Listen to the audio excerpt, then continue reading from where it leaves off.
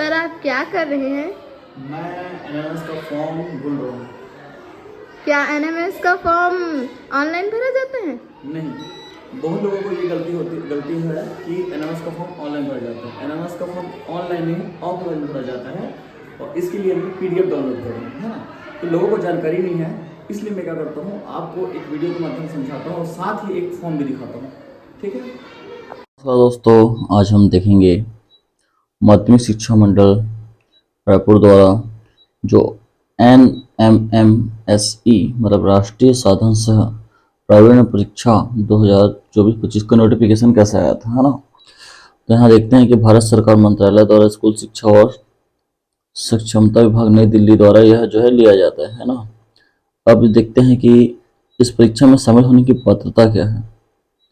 तो इसमें देखते हैं कि संचालित शासकीय विद्यालय, शासकीय अनुदान प्राप्त विद्यालय, स्थानीय निकाय विद्यालय की कक्षा 8वीं में अध्ययनरत विद्यार्थी जो पिछली कक्षा है ना 7वीं में न्यूनतम 55%, जिसमें SC/ST को 5% छूट होगी, मतलब उनके लिए 50% अंक के साथ क्या होना चाहिए, उत्तीर्ण होना चाहिए।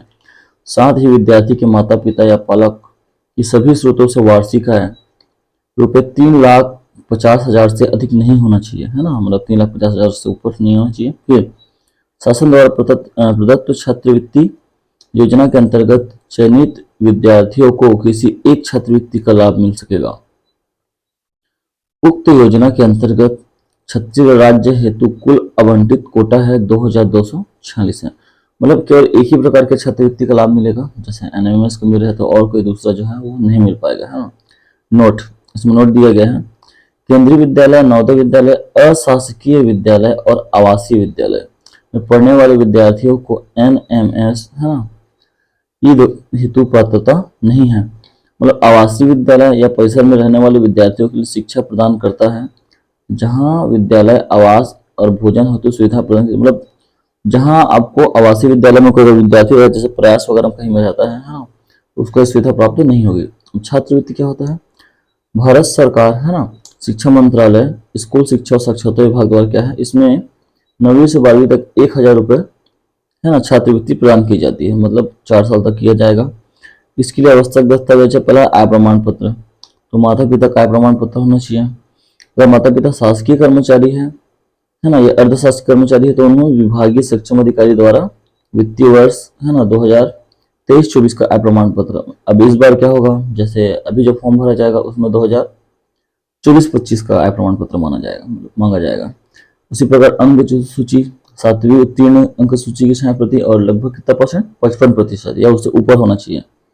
आधार कार्ड की छाया प्रति, और आवेदन में जो है आपको आधार कार्ड के अनुरूप नाम एवं जन्म तिथि लिखना है।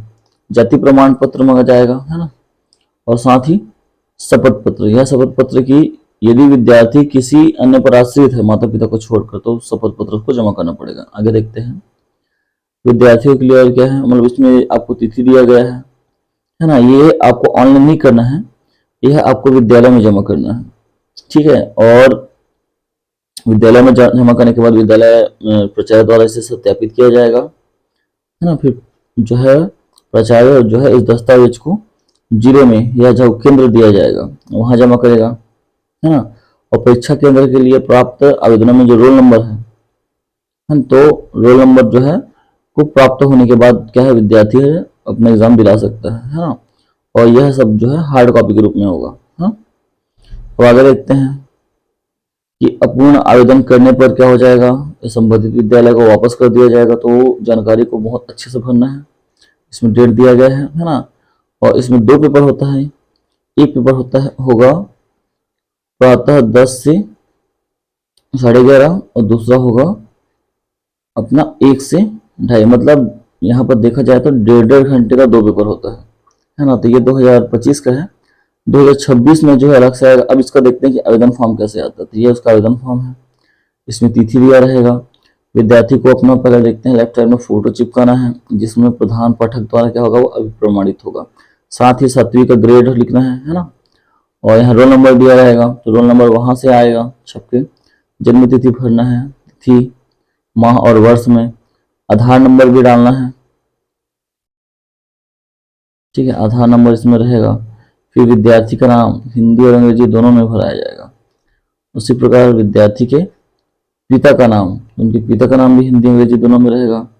फिर माता का नाम भी रहेगा, है ना। उसके बाद फिर बालक का लिंग पूछा जाएगा, बालक है, बालिका है या अन्य है, ठीक है।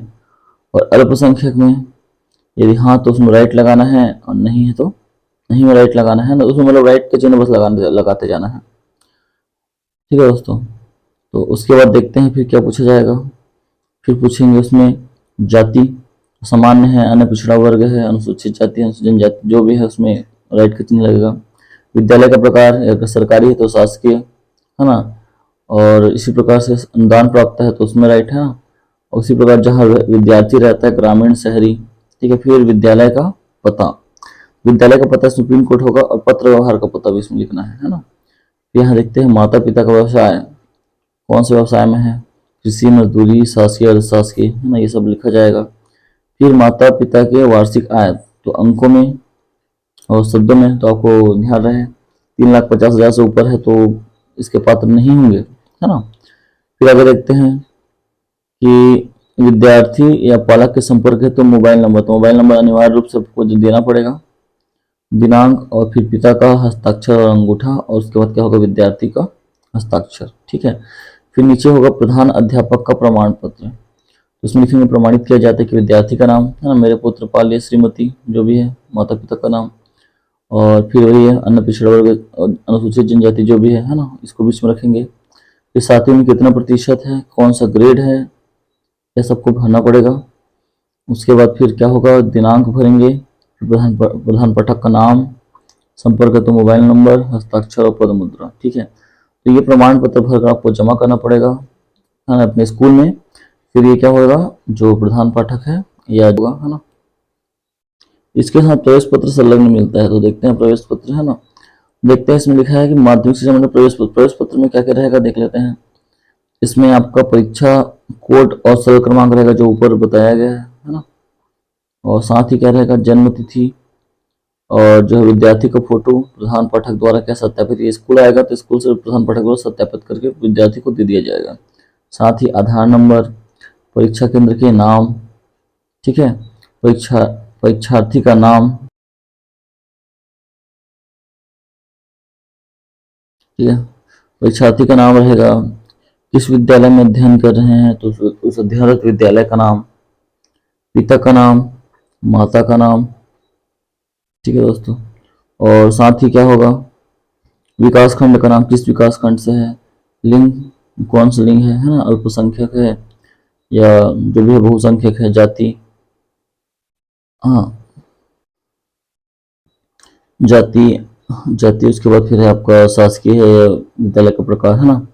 और साथ ही क्या होगा, विद्यालय जहाँ अध्ययनरत है वो शहरी है ग्रामीण, मतलब जैसे ऊपर जितनी जानकारी है लगभग उतनी जानकारी नीचे है, नीचे भी है, और थोड़ा थोड़ा सा इसमें अंतर है कि इसमें क्या होगा, आपको प्रथम पाली और द्वितीय पाली के वीक्षक के हस्ताक्षर के लिए जगह दिया होगा, और साथ ही क्या दिया होगा, हस्ताक्षर या मोहर किसका, परीक्षा केंद्र अध्यक्ष का, जबकि एग्जाम 2 पाली में होगा, है ना।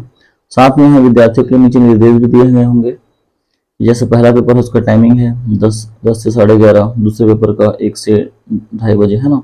उसी प्रकार और कुछ कुछ जानकारी, हाँ इसमें खास बात यह है कि यहाँ माइनस मार्किंग नहीं है, हाँ, तो जो और 1 अंक मतलब 90 प्रश्न आएंगे तो हर प्रश्न के लिए 1 अंक निर्धारित होंगे, और इसमें ऋणात्मक चिन्ह नहीं होगा। इसमें 6वां नंबर में गोला भरने का सही तरीका भी बताया गया है, ठीक है। और बोला गया है कि त्रुटि होने पर क्या करना है आपको, अगर कोई त्रुटि हो रहा है तो 10 मिनट के अंदर शिक्षक से संपर्क कर लेना है, ठीक है दोस्तों। तो ये अपना नोटिफिकेशन है, और इसको ये पहले पिछले साल का है ना। ये आपको इसलिए दिखाया गया कि आने वाला जो है एग्जाम, ठीक है, आने वाला जो पेपर है उसमें जो है इसी प्रकार का नोटिफिकेशन आएगा, तो हम कैसे समझ लेते हैं ताकि आने वाले एग्जाम में किसी प्रकार की गलती, है ना, फॉर्म भरने में ना करें। और इसमें देख लिए कि वर्ष केंद्र कोड और सरल क्रमांक किस प्रकार से भरा जाता है, इसमें लिखा हुआ है ना, वो तो वहां से भर के आएगा। साथ ही इसमें प्रश्न पत्र और सिलेबस भी बता दिया गया है। गणित जो है ये 20 नंबर का आएगा, विज्ञान 35 का आएगा, सामाजिक विज्ञान 35 का आएगा, साथ ही जो मानसिक योग्यता रहता है वो टोटल 90 नंबर का आएगा। तो आपको 2 एग्जाम होगा 90-90 नंबर का, और प्रत्येक एग्जाम में 1-1 नंबर के प्रश्न आएंगे, माइनस मार्किंग नहीं है ना, तो आपको मतलब पूरा हल करना है। अब यहाँ देख लेते हैं पाठ्यक्रम, तो पाठ्यक्रम में होगा आपके 7वीं और 8वीं के पाठ्यक्रम पर आधारित बहुविकल्पित प्रश्न। साथ में क्या होगा, ऋणात्मक अंकन नहीं होगा, पुनर्मूल्यांकन का कोई प्रावधान नहीं है, एक बार जो रिजल्ट घोषित हो गया वही होगा। इसका परीक्षा परिणाम हम लोग कहाँ देख सकते हैं, www.cgbsc.nic.in में हम लोग इसको देख सकते हैं, है ना, जब इसका परीक्षा परिणाम आएगा। फिर देखते हैं कि यहाँ आपको परीक्षा केंद्रों की सूची भी दे दी गई है, ठीक है। पिछले साल जो भी परीक्षा केंद्र थे और साथ ही उसका कोड नंबर भी दे दिया गया है ना। जैसे आपके रायपुर का है, ठीक है, 0101, ये आपको कहाँ है, रायपुर में। ये हिंदी प्रोफेसर JN पांडे शासकीय उत्कृष्ट, है ना, माध्यम विद्यालय। आपको इसी प्रकार से देखते हैं कि बहुत सारे जो है विद्यालय हैं और वहाँ एग्जाम संपन्न हुआ, है ना। रायपुर में से 4 है, महासमुंद में 3 है, ऐसा करके तो हर लगभग हर जिले में, है ना। तो टोटल जो परीक्षा केंद्र है उनकी संख्या देख लेते हैं। धमतरी, दुर्ग, रायपुर, बेमेतरा, राजनांदगांव, खैरागढ़ में भी खैरागढ़ सुल्तान दिया है जो नया जिला है ना। इसी प्रकार से हम लोग देखते हैं कि लगभग पूरे 33 जिलों में सेंटर दिए गए हैं, ठीक है। और जो कई में क्या है, ज़्यादा सेंटर दिए गए हैं। तो इस प्रकार से इन्हीं जो है स्कूलों में जो है परीक्षा संपन्न होगी। तो ठीक है दोस्तों, इसी प्रकार हम लोग अब अगले वाले उसका वेट करते हैं। जैसे ही हमको जानकारी मिलेगा हम आपको, है ना, यह जो है बता देंगे, ठीक है दोस्तों। हाँ, तो आपको पता चला कि फॉर्म कैसे आता है और कैसे भरा जाता है। तो ये वीडियो इसलिए बनाया जाता है कि आने वाले एग्जाम में आप गलती ना करें, और जैसे ही फॉर्म आता है हम लोग क्या करेंगे, उसे अपलोड कर देंगे और आपको जानकारी दे देंगे। इसलिए आप हमारे चैनल से जुड़े रहें।